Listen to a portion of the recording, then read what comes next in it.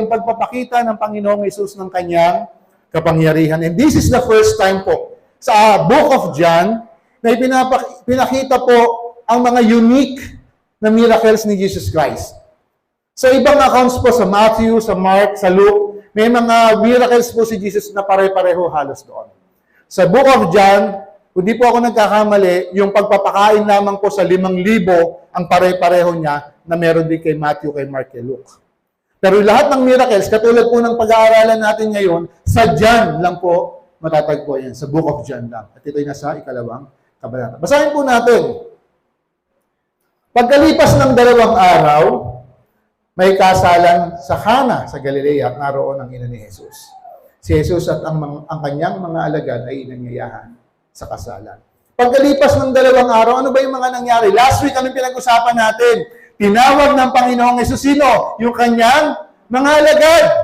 Unang sumunod sa kanya si Andres at saka si John. Ito naman si Andres, hinanap yung kanyang tol. Sino yung kanyang tol? Si Pedro. Di ba? Nang ang Panginoong Jesus pumunta sa Galilea, nang pumunta ang Panginoong Jesus sa Galilea, sinong nadatnan niya doon? Si Philip.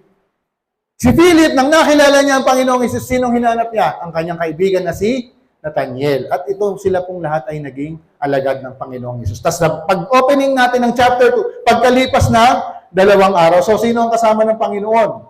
Si Philip, si Andrew, si John, si Nathaniel, at saka si Simon o si Pedro. No? At sila'y naanyayahan sa isang kasalan doon sa Cana. At nandun din po ang nanay ng Panginoong Hesus na walang iba kundi si Maria. Okay? Ang tanong, bakit kaya may involvement si Mary doon sa kasalan? Marami ang nag-speculate na maaaring kamag-anak o maaaring close friend. Bakit? Kasi nung maubusan ng alak, aligaga siya. Pwede naman siyang katulad ng ordinaryong bisita. Kung wala na, di wala na. Pero hindi, siya po ay nag-alala siya nung naubusan ng alak. No? Si Jesus at ang kanyang mga alagad ay inanyayahan din sa kasalan. So, by the way, ang kasalan po ng mga panahon na yon, hindi po katulad ng kasalan sa panahon natin. Ano ba yung nangyayari sa kasalan sa panahon natin? After ng ceremony, kainan. Di ba? At tapos nun, uwian na. Sa kanila po kasi, ang kasalan ay isang napaka-engrande at napakasayang salo-salo. At ang salo-salo pong ito sa isang kasalan ng mga panahon na yun ay umaabot ng 7 hanggang 8 araw. Hindi ko nga ma-imagine, paano yun? Walang uuwian? Yung iba, pagka nabusog, uuwi, papahinga, pabalik para kumain. Hindi ko alam, pero yun ang kanila pong kultura. Ang mga handaan ganito, lalo na po ang kasalan, talagang napakalaking sobrang big deal sa kanila na inaabot ito ng 7 hanggang 8 araw na handaan. Okay? Next, verse 3 and 4. Kinapos ng handang alak, kaya't sinabi ng ina ni Jesus sa kanya, anak, naubusan sila ng alak. Wala naman po sinasabi si Maria, anak, naubusan silang anak, pwede ka ba bumili sa kanto? Wala naman ganon, di ba? Anak, naubusan sila ng alak. Sinabi ni Jesus, ginang, o gina, o babae, sa ibang Bible ninyo, no? Huwag po ninyo akong pangunahan. Hindi pa po ito ang tamang panahon. Hindi po siya nagiging disrespectful dito, mga kapatid.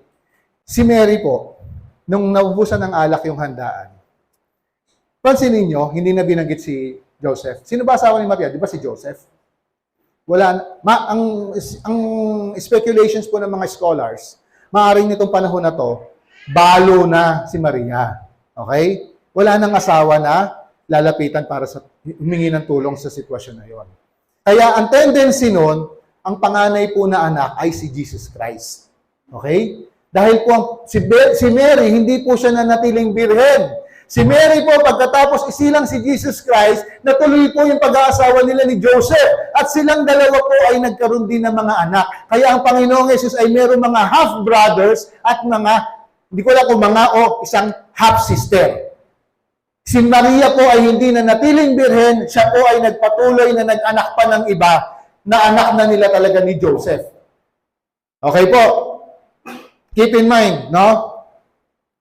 Si Maria po, nung medyo na, nag-worry na siya, wala nang alak. Ang tendency, nilapitan niya yung anak niya. Anak, naubusan na sila ng alak. Pwede ka bang ganito? Kasi pwede niyang gawin. Dahil alam ni Mary ang true identity ni Jesus Christ. Di ba sinabi sa kanya ng anghel, ikaw ay magsisilang ng isang lalaki at ito'y mula sa kapangyarihan ng Espiritu Santo at siya ang anak ng Diyos. Alam ni Mary yun. Pero ang sinasabi ni Mary, yun lang, anak, naubusan na sila ng alak. Hindi natin alam ngayon ang motibo ni Mary. Kung inuutusan niya ba si Jesus, sige na anak, iyan naman totoo mong identity. Anak ka naman ng Diyos eh. Ipakita mo na yung kapangyarihan mo. Or, sinabi lang ni Mary yung kasi nagmamalasakit siya doon sa kinasal. Kinakailangan pa ng alak. Kasi alam niyo po, sabi ko nga, yung ganitong festivities, inaabot po yan ng 7 to 8 days. Kapag sila po, nalaman ng mga bisita na kinapos or naubusan ng kanilang handang alak, sobrang laking kahihiyan po yan. Pahiyang-pahiya po ang pamilya kapag ganun ang nangyari. At ito po ay piniprevent ni Mary. Kaya nga sabi ko kanina, ang maaaring dahilan ay maaaring malapit na kamag-anak o sobrang lapit na kaibigan. Kaya ganun na lang ang malasakit ni Maria na naubusan sila ng alak. Dahil sobrang mapapahiya itong kinasal. Magmumukha silang kinulang ng preparation, maaaring kinulang sa budget, kaya yun lang yung alak. Hindi natin alam. No? Ngayon, tingnan natin po yung sagot ng Panginoong Hesus sa kanya. Woman, babae, ginang, ito na po yung umpisa ng ating Panginoong Hesus ay hindi na dapat maging anak ni Maria. Si Maria, dapat ang Panginoong Hesus na ang kanyang Panginoon at tagapagligtas. Jesus will be not her son in the flesh anymore, no? Not the son in the flesh, but the Lord of her life. Kaya nga po, ewan kung napansin nyo, no, sa John 19 yata, yun nakapako ng Panginoong Hesus sa krus, ibinili niya si Maria kay John, babae, ito ang iyong anak, ito ang iyong ina. Kasi po, bilang panganay na anak, wala na si Joseph, ipinagtatagubili niya yung kanyang balo at matandang ina. Okay? Pero ang tawag niya pa rin ay babae. Kung ano yung pagkakatawag niya sa kanya dito sa mga talata na ito. Why do you involve me? Or wag po ninyo akong pangunahan. Dahil nga po, nagmi-ministry na. Ito po yung umpisa ng ministry ng Panginoong Hesus eh. 30 years old siya. Buong buhay naman niya, hindi naman siya nag-ministry eh. Dito na po yung start ng kanyang ministry. Ito na po, bumibilang nga tayo ng araw. At ang kanyang ministry po, hindi po sundin ang kalooban na ng tao. Kundi, ang gagawin lamang po niya ay sundin ang kalooban ng Ama. Diba lahat po, kung babasahin po natin Matthew, Mark, Luke, and John, yung mga steps po ng ginagawa ng Panginoong Hesus, lahat yon ang sinasabi niya sa kalooban lamang ng Ama. Kaya nga sobrang dalas niya nagpe-pray sa Ama eh. Kahit lahat yung kanilang communication, ganun na lang, yung kanilang ugnayan, bilang tao siya, huwag po natin iaalis yun. Kasi po siya'y nasa anyong pagkakatawang tao. Kaya po, sabi nila, bakit si Jesus Christ? Kung Diyos siya, bakit siya nagpe-pray sa Ama? Nananalangin po siya dahil nasa katawang tao po siya ng mga sandali na yun. Hindi pa ito ang tamang panahon. Kasi po alam niyo yung tamang panahon na ipakilala ng Panginoong Hesus ang kanyang sarili, doon na po sa krus. Okay? Yung oras na sinasabi ng Panginoong Hesus na tamang panahon na malalaman ng lahat kung sino siya ay yung mga oras na siya ay nakapako sa krus. Ialay ang kanyang buhay sa kaligtasan at katubusan ng tao sa kanyang kasalanan. Verse 5. Sinabi ng kanyang ina sa mga naglilingkod, gawin ninyo ang anumang sabihin niya sa iyo. Okay? Parang ang labo nga ng conversation nila kung tutusin, di ba? Anak, naubusan sila ng alak. Babae o ginang. Anong pakialam ko dyan? Hindi pa ito ang tamang panahon. Parang tinalo ko siya, bahala ka. Hindi naman siya ginanon ni Mary eh. Ang sabi ni Mary, kinausap niya yung mga tagapagsilbi doon. Kung anong sabihin niya sa inyo, sundin niyo. Ganon kasimple. And by the way, this is a display of her trust sa kung anong pwedeng gawin ng kanyang minamahal na anak. At andun din tiyak ang kanyang pananalig sa kayang gawin ng kanyang anak. Upang ang kinasal ay huwag magmukhang kahiya-hiya. Basta ang sabi niya sa mga nagsisilbi, gawin ninyo ang anumang sabihin niya sa inyo. Okay? Doon na yung pumapasok yung may 6 na banga. At ang isang banga ay naglalaman ng, sabi, halos 115 liters. So, ito po ay ginagamit sa ceremonial washing. Sa kanila po kasi, meron po silang seremonya sa kanilang kultura na kinakailangan maghugas ng kamay, maghugas ng paa, at pati yung mga gamit, yung mga tubig na yon ang gagamiting panglinis o paghugas. Sabi ng Panginoong Hesus sa kanila, babasahin natin yung verse 6, may 6 na banga doon at ang bawat isa ay naglalaman ng 75 hanggang 115 na litro.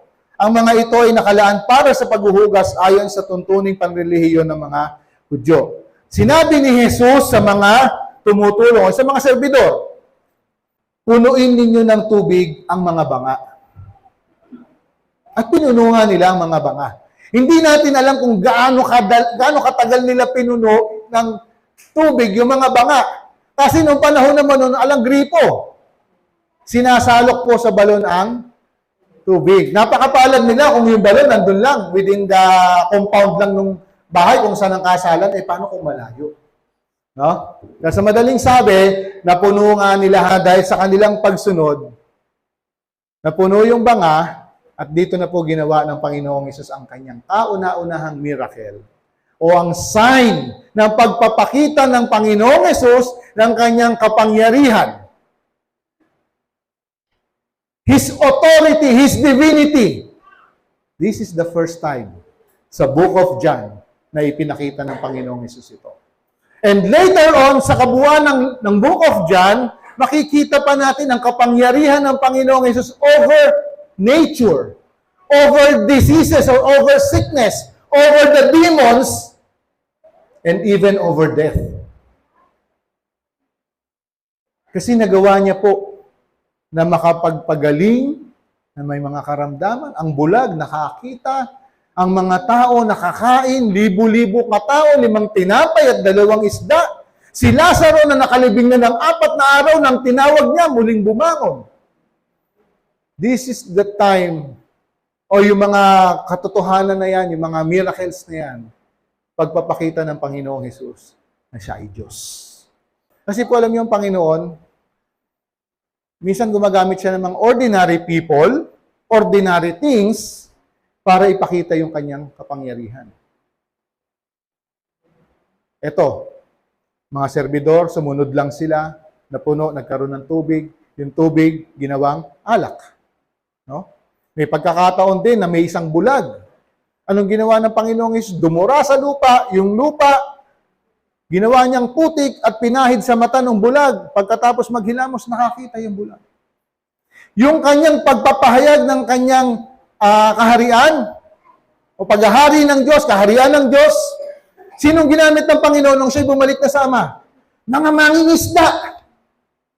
Mga ordinaryong mamamayan. Yung isa, publikano pa. Dahil publikano, tax collector.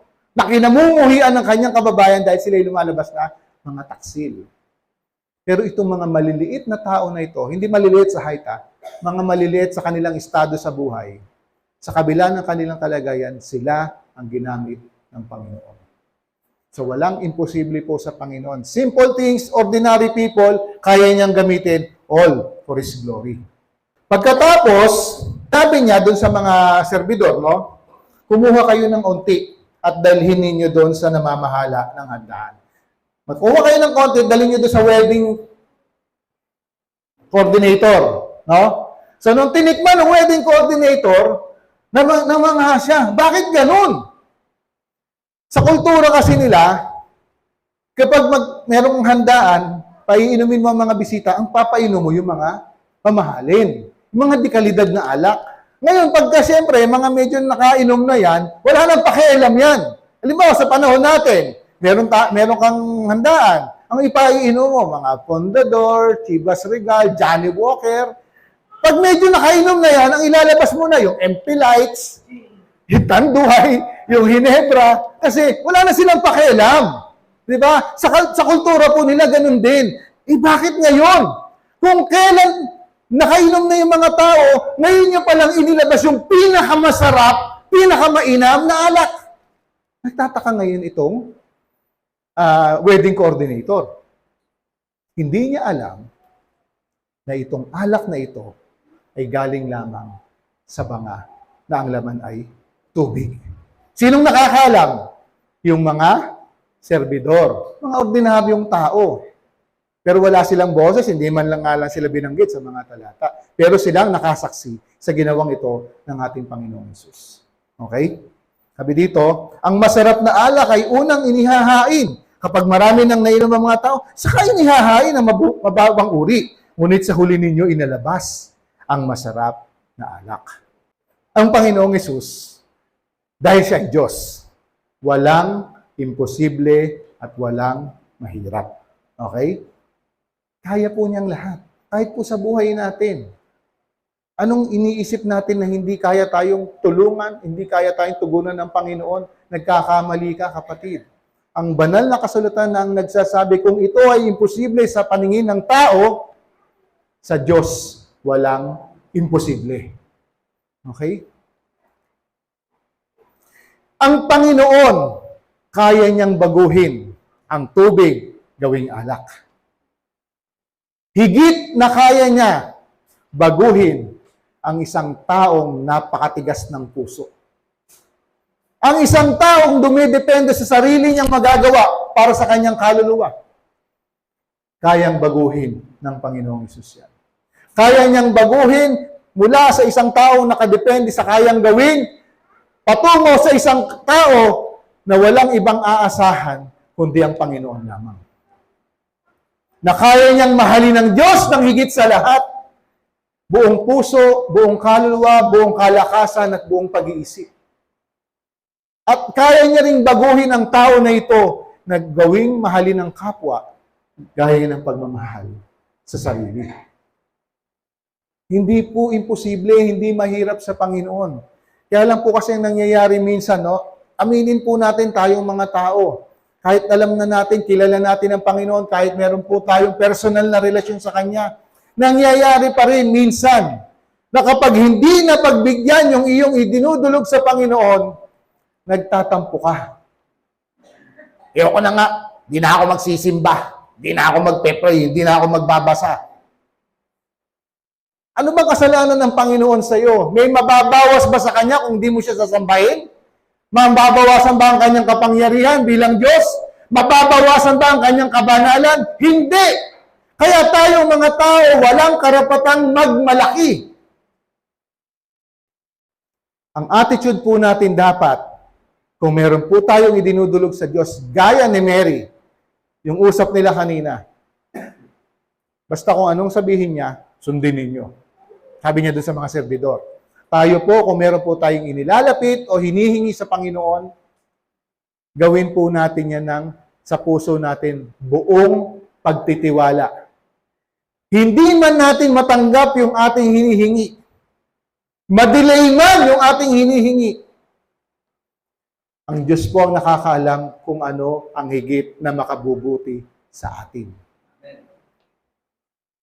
Ang itutugon niya, hindi yung inaasahan mo kasi yan lang ang kaya ng isip mo eh. Pero yung ibibigay ng Panginoon sa iyo, alam niya na higit na mabuti para sa iyo at higit na magbibigay kaluwalhatian sa kanyang pangalan. Yun po yung dapat na attitude natin kapag lumalapit po tayo sa Panginoon. Hindi yung nagmamadali ka. Ang Diyos po, hindi po natin siyang kayang ikulong sa box. Hindi rin po siya parang genie. I have 3 wishes, kailangan mong sundin. Hindi po ganon. Ang Panginoon po sa kanyang pagtugon sa mga panalangin po natin, sa mga concerns po natin, sa mga hinihingi natin, lagi po yan ayon sa kanyang kalooban na makabubuti para sa atin. Lagi ko po ito sinasabi sa iba na, halimbawa sa love life, hindi yan. Nag-break kayo, umiyak ka, nasaktan ka. Hindi mo alam, kaya pala kayo nag-break dahil ang gusto ng Panginoon, yung inilaan niyang tao para sa'yo. Yun ang makatuluyan mo. And in the end, sasabihin mo, oo nga pala. Kaya pala itong nakatuluyan ko dahil siya ang nilaan ng Panginoon para sa akin.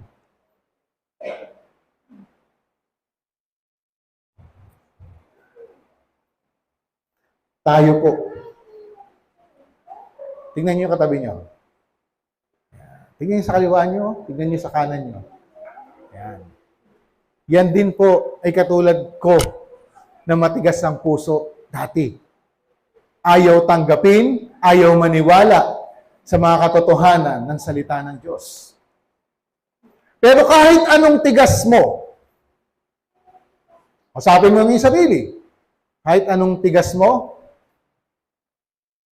nasaan ka ngayon? Nagpupuri, nagpapasalamat, at sumasamba sa Diyos. Ang taong binago ng Panginoon, ang tawag po dyan, alam niyo kung ano? Miracle. Kung yung tubig naging alak, ang isa pong nakipag-isa na kay Kristo, wala na ang kanyang lumang pagkatao. Ito'y napalitan na ng bago. Kung baga sa ang pangit mo noon, isa kang caterpillar, pero nang binago ka ni Kristo, ikaw ay naging isang magandang paru-paro or butterfly. Iyan po ang business ng Panginoon sa buhay po natin. He wanted to transform our lives na instead na namumuhay tayo sa kadiliman, ililipat niya tayo sa liwanag. Dahil siya ang ilaw ng sanlibutan. Pag tinignan mo yung sarili mo sa salamin, sabihin mo sa sarili mo, ikaw ay milagro ng Diyos. Dahil noon, parang yung binasa ko kanina sa Ephesians 2, no? Noon, patay ka sa harapan ng Diyos dahil sa iyong mga pinagagawa, dahil sa iyong kasalanan. Pero dahil sa biyaya ng Diyos, ikaw ngayon, napakaganda ng iyong kalagayan dahil ikaw ay muling binuhay sa kanyang presensya. Verse 11 and 12. Ang nangyaring ito sa Cana sa Galilea, ang unang himalang ginawa ni Jesus. Sa pamamagitan nito ay inihayag niya ang kanyang kapangyarihan at nanalig sa kanya ang mga alagad. Pagkatapos nito, pumunta si Jesus sa Capernaum kasama ang kanyang ina, mga kapatid at mga alagad. Sila'y nanatili roon ng ilang araw. Okay? Sa pangyayari po nito, sa miracle, sa kasalan sa Cana, ang Panginoong Jesus ay nag-provide ng relief. Kaninong relief? Doon sa kinasal. Parang ay, salamat. Meron na kaming alak na may serve. At kagalakan din sa kanyang ina na simple ang hinihiling. Pero ito'y kanyang tinugunan. At yung kanyang pagdugon, alam niyo po, sobra-sobra yun. 6 na malalaking banga. Baka nga hindi lang 8 days ang ang celebration, sobra pa rin yung alak na yun. He provided abundantly dun sa kasalan na yun. Ito pong larawan na ito ng kasalan, kung saan unang ginawa ng Panginoong Yesus.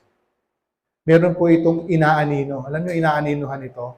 Yung darating ang panahon. Nakasulat po ito sa Revelation chapter 19. Na ang lahat ng sumampalataya, God's people, God's church, ay ikakasal sa Panginoong Yesus. Ang Panginoong Yesus ang bridegroom. Siya ang lalaki ikakasal at sino ang babae?